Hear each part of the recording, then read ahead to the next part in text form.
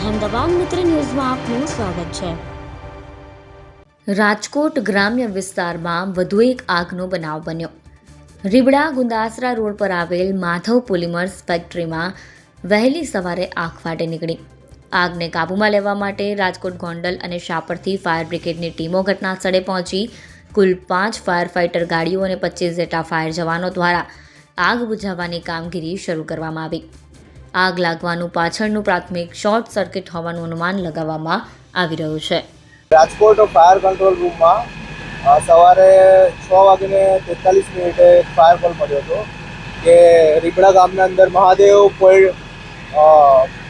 Mahadev plastic કરીને એક company છે, એમાં ફાયર થઈ છે। તો ફર્સ્ટ એન્ડ આઉટમાં અમારા કોઠારા ફાયર સ્ટેશનથી એક ફાયર ટેન્ડર અહીંયા ફોર્મ ટેન્ડર બોલાવેલો। અહીંયા પહોંચ્યા તો જોયું કે આગે વિકરાળ સ્વરૂપ ધારણ કરી લીધું હતું, માટે બીજા સેકન્ડ એન્ડ આઉટમાં બી કાલાવા રોડ ફાયર સ્ટેશનનો એક ફાયર ટેન્ડર અહીંયા બોલાવેલો છે।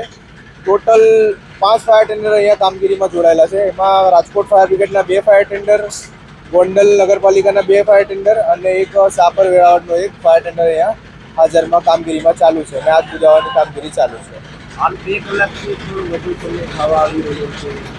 જી, કોઈ પણ પ્રકારની ફાયર ફાઇટિંગ સિસ્ટમ અહીંયા લાગેલી છે નહીં અને પાણીનો સ્ત્રોત પણ થોડો દૂર હોવાથી સમય લાગી શકે છે એવું છે। શું નામ છે અને શું થયું? મારું નામ સંદીપભાઈ છે। પેઢીનું નામ માધવ પોલિમર્સ છે।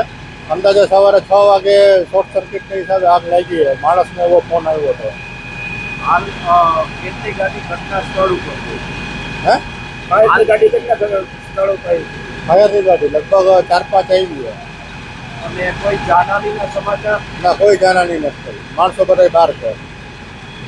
અહેમદાબાદ મિત્ર ન્યૂઝની યુટ્યુબ ચેનલને સબસ્ક્રાઇબ કરો અને બેલ આઇકોન જરૂરથી દબાવો, જેથી દરેક મહત્ત્વના વિડીયોની નોટિફિકેશન તમને મળતી રહે।